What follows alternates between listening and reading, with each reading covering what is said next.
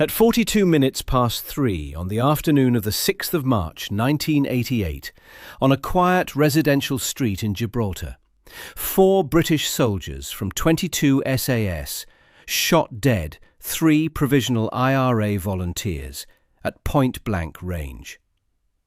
None of the IRA volunteers was carrying a weapon. The car they had parked in Marbella, 2 hours' drive away, contained 64 kilograms of Semtex. The Renault 5 they had driven that morning into Gibraltar didn't. The British government would spend the next 3 years explaining the gap between those 2 sentences. The European Court of Human Rights would spend 7. The documentary that aired 8 weeks later, Death on the Rock, would be denounced from the Despatch Box, vindicated by an inquiry, and changed British broadcast journalism forever. Operation Flavius isn't a story about whether the IRA was dangerous. It was.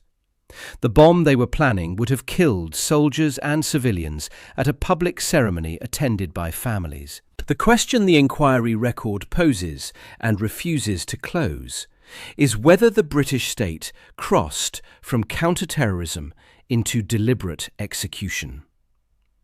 The documentary record is precise enough to argue either side. That precision is what makes this case singular. The 3 people killed that afternoon were Mairead Farrell, Daniel McCann and Sean Savage, all members of the Provisional IRA's Belfast Brigade. Farrell was 31. She had been convicted in April 1976 of placing 3 5-pound bombs at a hotel in Dunmurry frequented by British soldiers. She served approximately 10 years in Armagh Women's Prison, where she was a prominent figure during the 1980 hunger strikes. McCann had previously been convicted of explosive-related offences. Savage was described in court as an expert bomb maker. Journalist Brendan O'Brien, in The Long War, described all 3 as senior activists within the organisation. Their selection for the Gibraltar operation wasn't random. The IRA chose experienced operators for an attack it had been planning since at least the previous autumn. From late 1987, British authorities had been tracking an IRA plan to attack the Changing of the Guard ceremony at Ince's Hall, a weekly Tuesday parade in which the Royal Anglian Regiment assembled outside the governor's residence. A known IRA member had been observed at the ceremony in November 1987, confirming the target. The Gibraltar government suspended the ceremony in December, citing the need to repaint the guardhouse. When it resumed and the same member reappeared in February 1988, the intelligence assessment hardened. MI5 and Spanish authorities had been watching the unit since November 1987, when several known IRA members were detected travelling from Belfast to Spain under false identities. In January 1988, Belgian police found a car used by IRA operatives in Brussels containing Semtex, detonators and equipment for a radio-controlled detonation device. That seizure shaped everything that followed. MI5 concluded the Gibraltar operation would also use a radio-controlled bomb, a button job.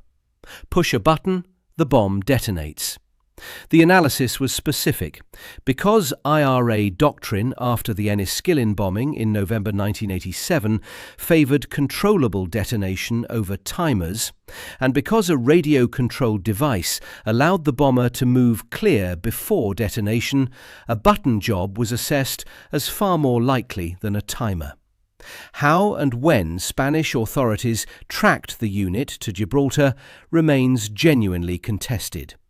The official British account states that Spanish surveillance lost contact near Malaga, and that the 3 didn't reappear until Savage was observed parking in Gibraltar.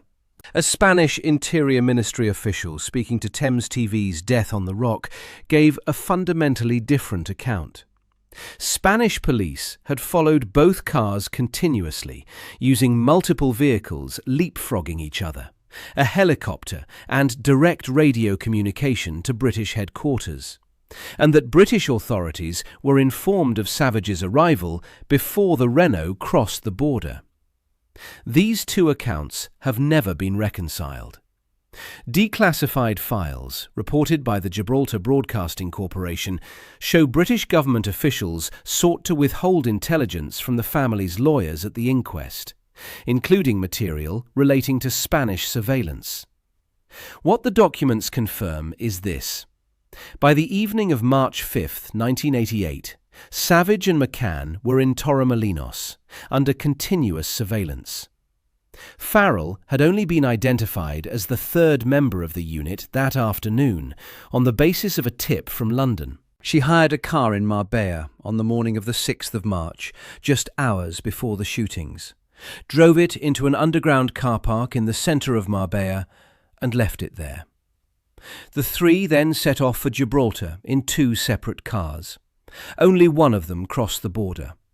At midnight between 5 and 6th March, Commissioner Joseph Canepa held an operational briefing attended by MI5 officers, surveillance personnel and SAS soldiers, including soldiers A, B, C, D, F and G. The ECHR judgment, drawing directly from the inquest transcript, records what the MI5 representative told the room. The IRA intended to attack Inces Hall on Tuesday, 8th March. The attack would be by car bomb. The suspects were dangerous, would almost certainly be armed, and if confronted, would likely use their weapons. The detonation method would be radio-controlled. One specific assessment proved decisive. The possibility that the IRA might park a blocking car, a clean vehicle to reserve a space for the actual bomb car, had been considered and dismissed. MI5's reasoning: it would require 2 border crossings, increasing risk. Parking spaces would be available on a Tuesday morning. The assessment was that the ASU would drive the bomb car in at the last moment. That assessment was wrong. The operational briefing was direct on this point. Given the instantaneous nature of a button job, the soldiers were told there was a real chance they would have to shoot to kill. If a suspect reached for a detonator, pressing it was instantaneous. There would be no time for a warning. The decision to fire had to precede the movement, not follow it. Soldiers A, B, C and D all confirmed at the inquest that this was the briefing they received. This is the operational context those soldiers carried onto Winston Churchill Avenue that afternoon. What happened next must be understood through it. Sean Savage crossed the Gibraltar land border at 12:45 Central European Time, driving a white Renault 5. He was recognised by an MI5 officer, followed, and parked the vehicle in the car park used as the assembly area for the changing of the guard, the intended target, at approximately 12:55. McCann and Farrell crossed the border on foot at 14:30. All three met near the parked Renault at approximately 14:50, and after a few minutes began walking north through Gibraltar towards Spain. After they left the car park, a bomb disposal officer, designated Soldier G, walked past the Renault and examined it from outside. He reported it should be treated as a possible car bomb. The ECHR judgment records that Soldier G's suspicion was conveyed to soldiers A, B, C and D, not as a suspicion, it was conveyed as a certainty.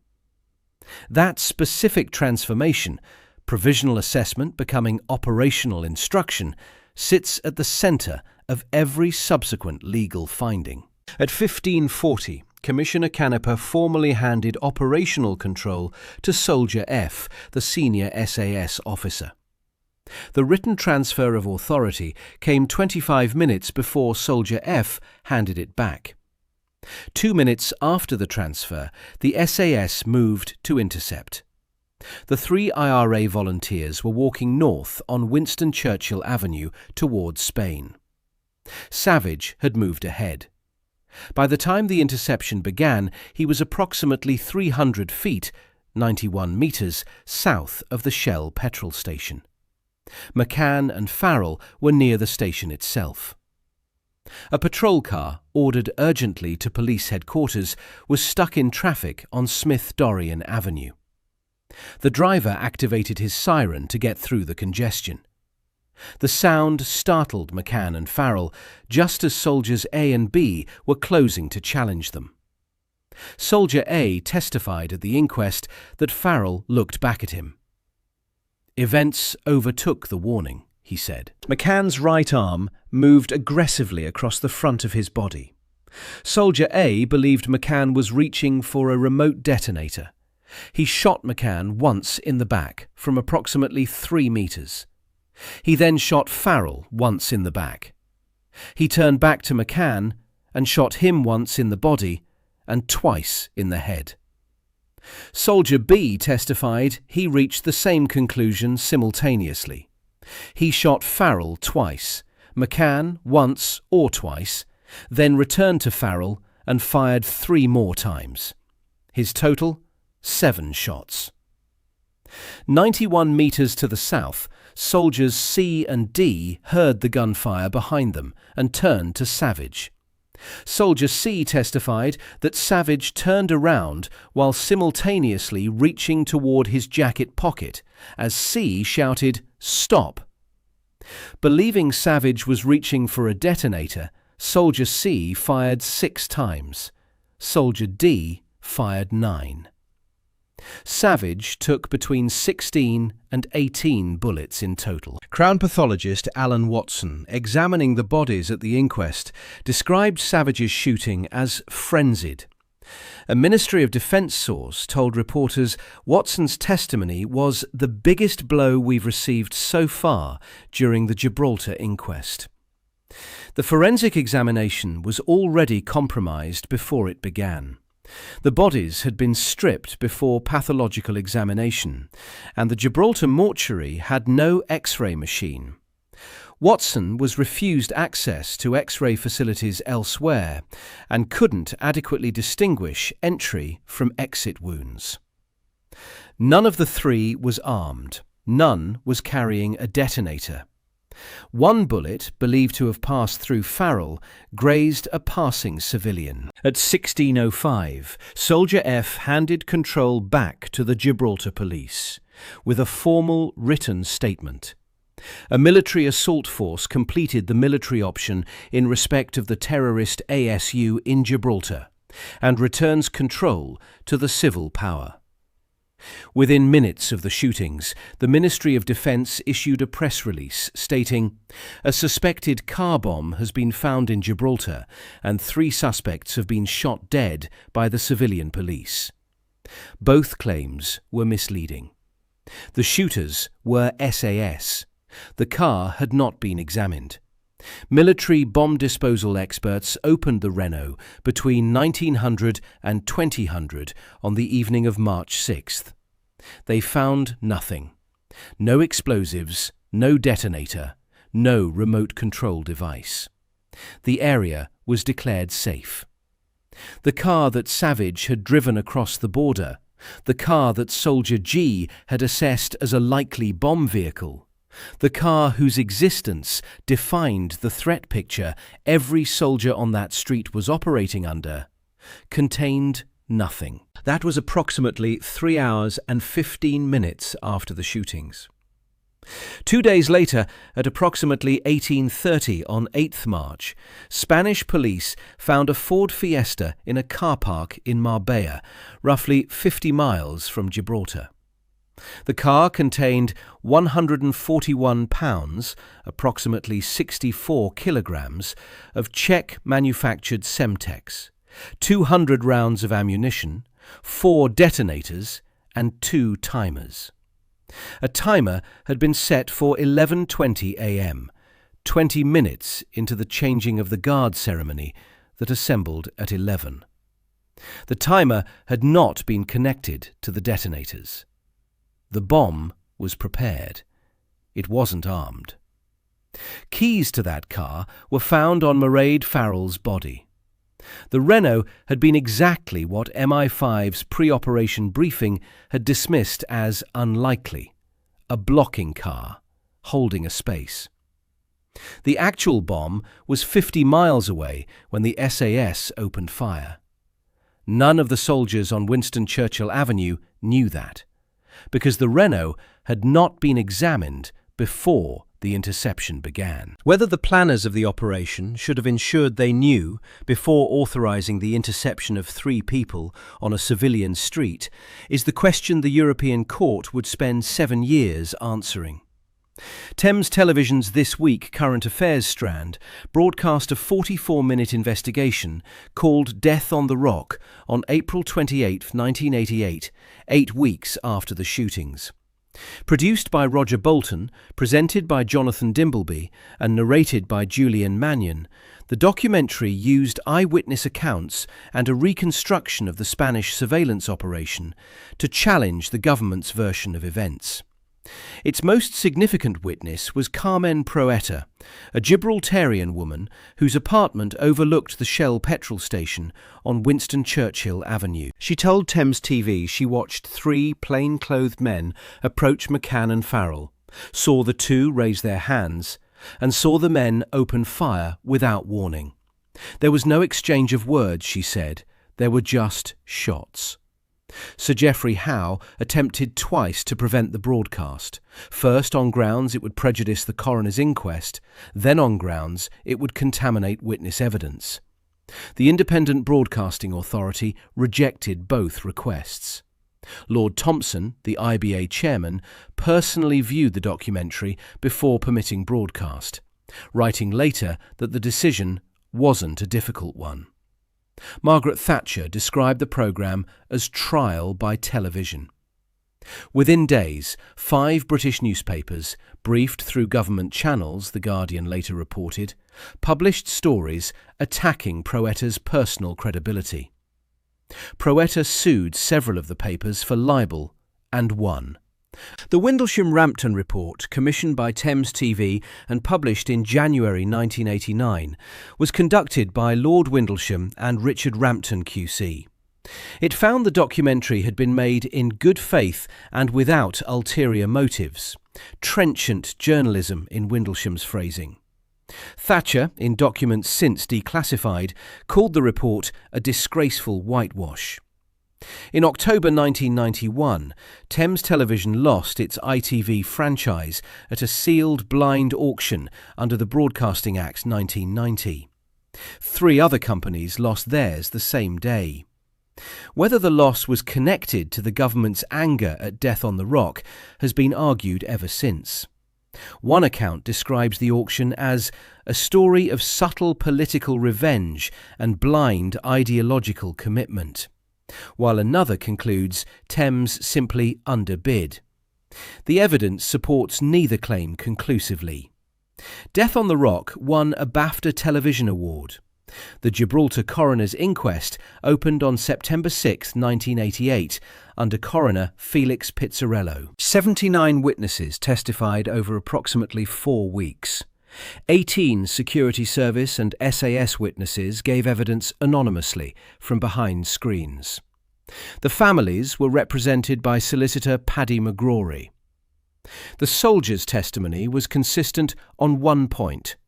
Each believed at the moment of firing that the suspect was reaching for a remote detonator.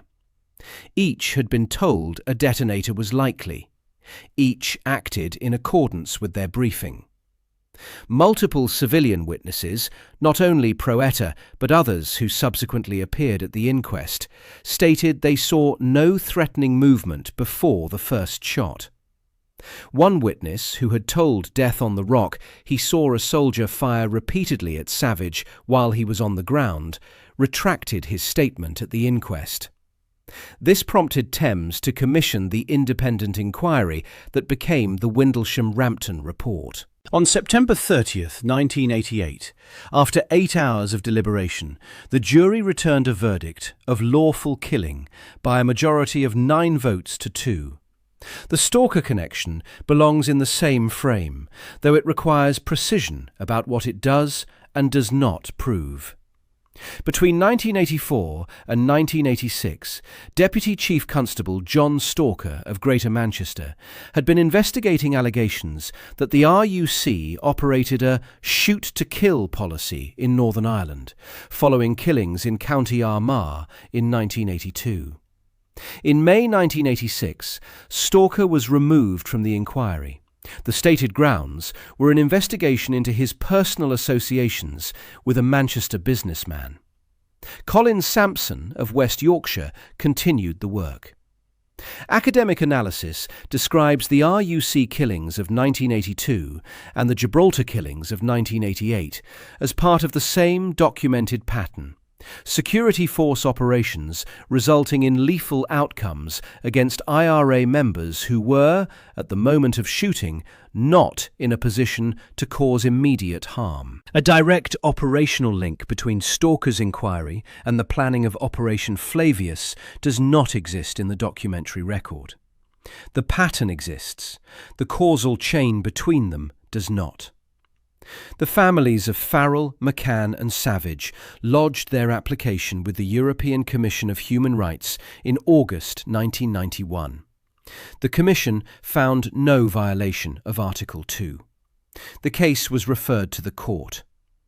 On September 27, 1995, the Grand Chamber of the European Court of Human Rights delivered its judgment in McCann and others versus United Kingdom, application 18984/91, cited as 21 EHRR 97. The court found, reportedly by 10 votes to 9, that the United Kingdom had violated Article 2 of the European Convention. That margin, a single vote among 19 judges, is the narrowest the Grand Chamber has returned on a major Article 2 case. The distinction the judgment drew is precise and was deliberately crafted. The court accepted that soldiers A, B, C and D honestly believed it was necessary to shoot to prevent detonation of a bomb. Their individual conduct didn't, by itself, constitute a violation. They acted on the intelligence they had been given. The intelligence was wrong. The violation lay at the level of the state. The judgment identified 3 specific planning failures. First, the decision to allow all 3 IRA members to enter Gibraltar rather than arresting them at the border when such an arrest was operationally feasible. Second, the transmission of Soldier G's suspicion about the Renault as a certainty to the assault team, the precise moment at which a provisional assessment became an operational instruction. Third, the failure to consider whether the intelligence picture as a whole might be incorrect. The judgment's language is direct. The planning and control of the operation was so flawed as to make the use of lethal force almost inevitable. 9 judges dissented. President Ristal, along with Bernhardt, Williamson, Goldjuklu, Palm, Pekkanen, Freeland, Bakker and Jambrecht, would have found no violation. Their reasoning was equally coherent. The soldiers faced a genuine, documented threat, acted on available intelligence, and the state's obligation to protect life extended to the soldiers themselves, and to the 80-plus people a remote detonated bomb would have killed. The court dismissed the family's damages claim unanimously, on the grounds that the 3 had been engaged in a terrorist operation. It awarded £38,700 toward legal costs in Strasbourg. Deputy Prime Minister Michael Heseltine called the judgment incomprehensible and dangerous. At a 2015 academic workshop marking 20 years since the ruling, Keir Starmer, then a barrister, later Director of Public Prosecutions, described McCann versus UK as having introduced the need for an upstream and downstream application of Article 2. extending the state's accountability both into operational preparation before a lethal force incident and into investigation after it. In legal terms, the case required states to plan operations in a way that minimized, to the greatest extent possible, recourse to lethal force. Whether that principle changed practice inside the British security services or remained a legal obligation imposed from outside and largely resisted within depends on documents that haven't been released. Operation Flavius established three things with precision. The IRA was planning to detonate 64 kilograms of Semtex at a military parade in a civilian area. The timer was set for 11:20 a.m. The parking space was held. The operation was real. The three people shot dead on Winston Churchill Avenue were unarmed. No weapon, no detonator. The bomb was 50 miles away. The soldiers who killed them had been told, in explicit terms, that the car on the street was a bomb and that a detonator might be in someone's pocket. That information was wrong. And the state that wrote the briefing had decided 9 hours earlier that a blocking car was unlikely. Whether Flavius was a foreseeable operational failure or a deliberate decision to kill on the basis of intelligence the planners knew to be uncertain, the ECHR majority concluded the former. 9 of its own members didn't even accept that. The Gibraltar jury concluded neither. The British government never publicly accepted any characterization that implied fault. Mairead Farrell, Daniel McCann, and Sean Savage are buried in Belfast. The 4 SAS men who killed them aren't named in any document the British government has been willing to release.